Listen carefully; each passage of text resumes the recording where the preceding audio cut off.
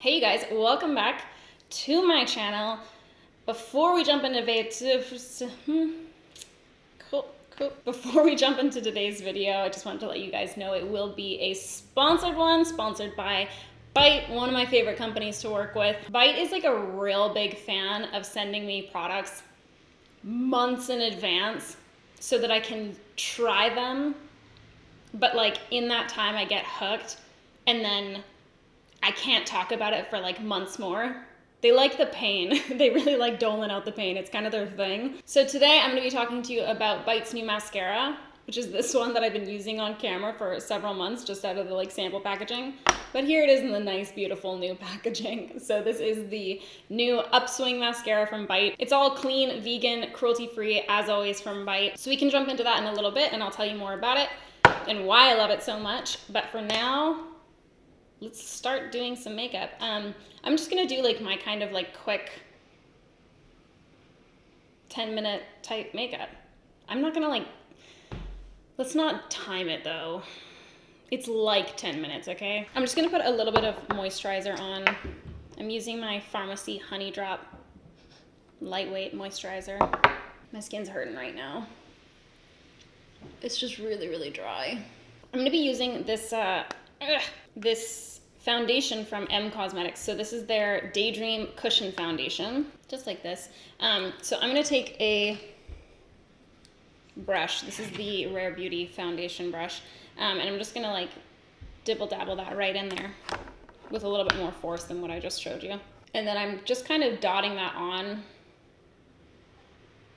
I'll start right at my cheeks where I need the most pigmentation. And then as I have a little bit less product on my brush, I'll kind of work my way out towards the outer perimeter of my face. I just have been loving that foundation. It just like applies in such a nice thin layer. It's nice and dewy, but it does have fairly good coverage. Like I would say medium, kind of buildable. And I'm just gonna bring a little bit of that over my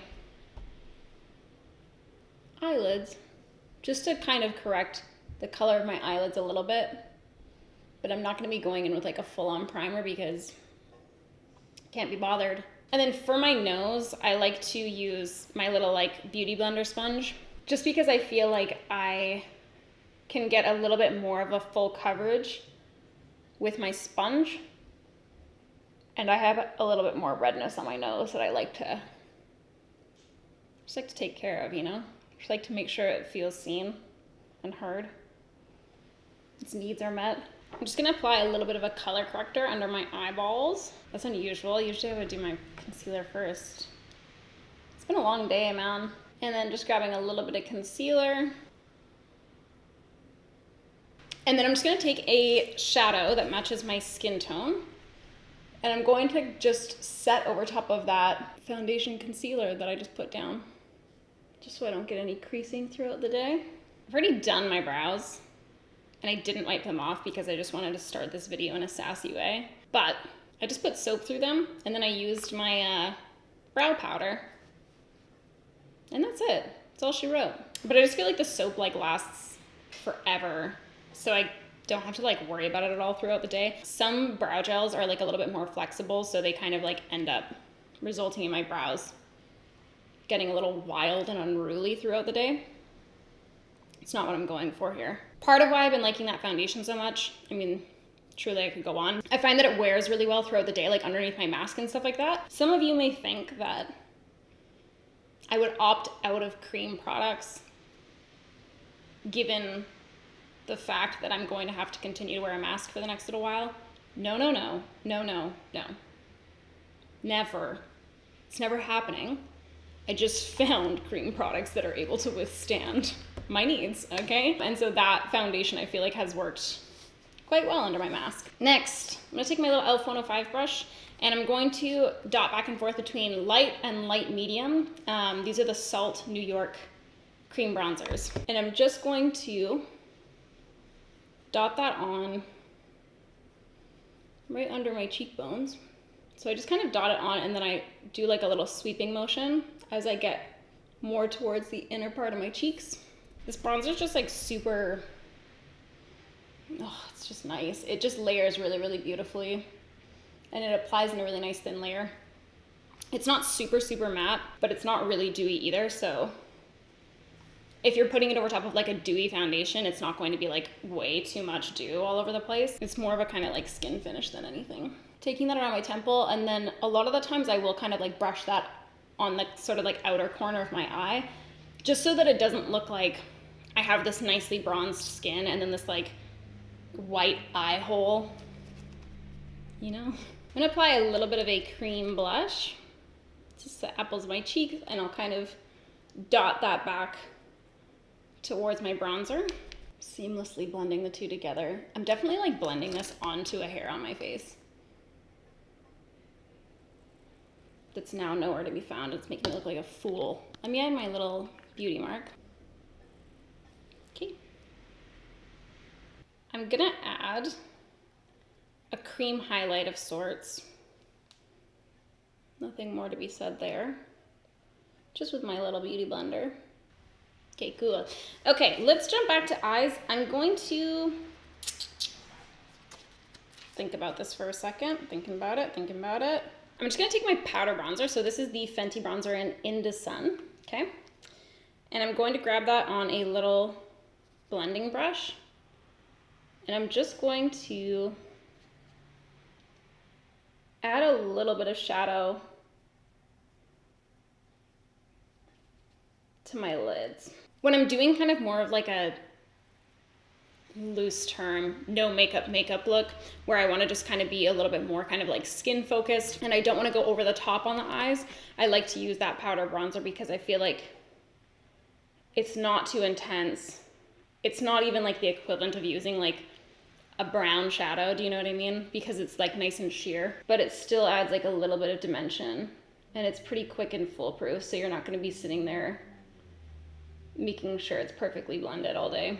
And then I'm gonna take kind of like a medium brown shadow, and I'm going to grab an angle brush, and I'm just going to press that right along my lash line. Just in lieu of a liner, I like to use a little bit of a powder shadow so that I can darken up that lash line a little bit, but it's not going to be anything too dramatic, so you can kind of see the difference here between this eye and this eye. It just kind of like helps to make my lashes look a little bit fuller, and a lot of the times I'll just kind of like blend over that with my spiky finger.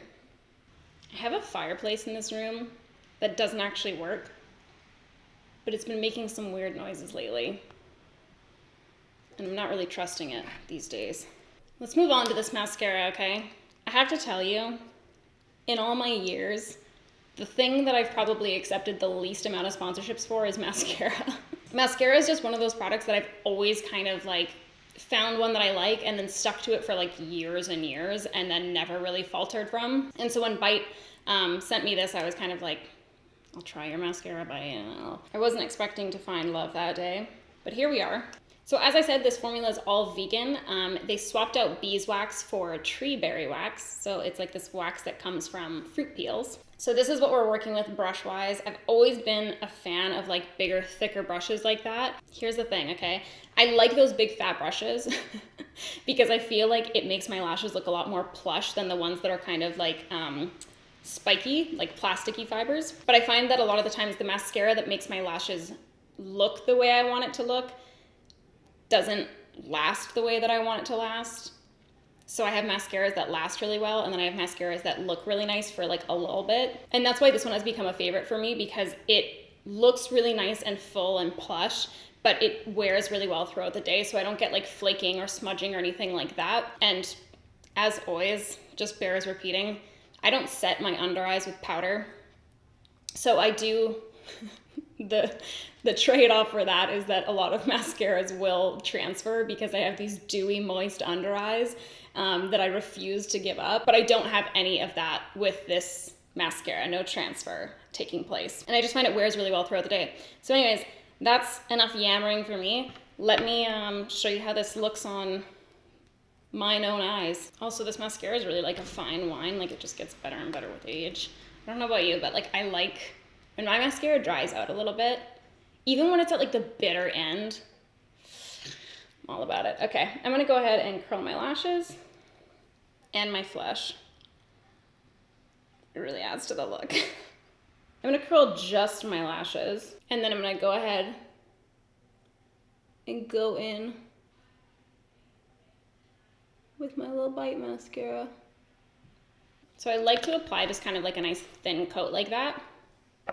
I'll let it dry a little bit first while I do my other eyeball. I guess I can zoom you guys in since this is a mascara situation. Yeah, there you go. Applying my thin layer.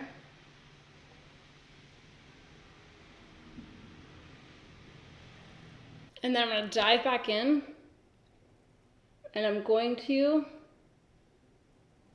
apply a second coat just to my outer kind of corner of my lashes. When I'm wearing like false lashes, I opt for lashes that are thicker and fuller, kind of like on that outer corner. And I like it to be a little bit more fine and wispy on the inner corner. And so I kind of try to like fake that with my mascara, you know? It's just a really nice dark mascara and I feel like it layers nicely for me. Just love it. I don't know what more I can possibly tell you. I mean, I guess I could tell you when it's available. It is available on December 29th, today. It's available on both BiteBeauty.com and Sephora as well. $28 USD, $37 CAD. It's just how it is in Canada, you know? I don't usually put mascara on my bottom lashes, but just for the hell of it, because we're here. I just wiped off a little bit of that excess on the side of the brush tube. Not on the side of the tube, you know, on the top like this. You know what I mean. Let me get my little itty bitty Q-tip. And that's it. Well, no, I'm gonna put on lips, I guess. This combo. Bite while I have you.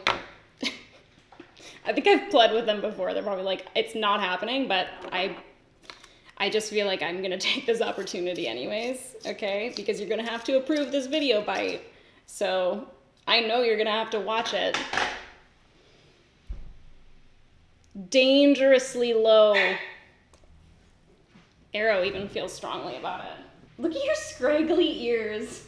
Don't, you always do this. You are really mouthy behind the camera, and then when you get on the camera, you're really bashful. And she pretends she doesn't like the limelight, but she really does. Back to business. Dangerously low on my favorite Bite lip pencil that you discontinued. Shade 12. I don't know. Is it time that we bring them back? Maybe if there's any way to salvage the year that was 2020, maybe it's by bringing back your lip pencils. I don't know. I guess it's on your shoulders. It's your choice to make, okay? Anyways, I'm gonna be using my discontinued Bite lip pencil, shade 12. Oh, it's just perfect. The formula of these was so perfect. They're gonna be like, please stop gushing about a product that we discontinued. I'm not going to though. They're just so smooth and creamy. They're not overly dry. Like that's just like that lip pencil all over my lip. I could just wear that. And it's flawless. Like it looks like hydrated, no? You know what I mean? Like a lot of lip pencils are pretty stupid. Oh, these are just perfect. Anyways, I'm gonna top that with my Bite Guava Puff lip gloss. These are the Yay Sayer lip glosses. Oh shit, I pumped a lot out. This is my most used shade from the Yay Sayer collection. Love it, gotta love it. That's it. Let me zoom you out. If I wasn't sitting here yammering, okay, that would have been a 10-minute makeup, or possibly less, I don't know. But anyway, this is just kind of my go-to when I don't feel like really doing the whole shebang, but I still want to look like, I don't know, like if Victoria's Secret was scouting new models. But they're not a thing anymore, are they? I kind of think they discontinued themselves. I think they shut down the whole thing. Okay, well, if I just want to look a little nice on the days that I don't feel like getting fully ready, that's it. And it is quick, trust me. Try it for yourself, give it a go. Anyways, you guys, that is everything for me today. Thank you so much to Bite for sponsoring today's video. Thank you to you guys for supporting me as always. I will see you guys in the next one. Thank you so much. I'm gonna say thank you 8 million more times. Okay, bye. The mascara is gluten-free too. I think I forgot to mention that. But just so you know.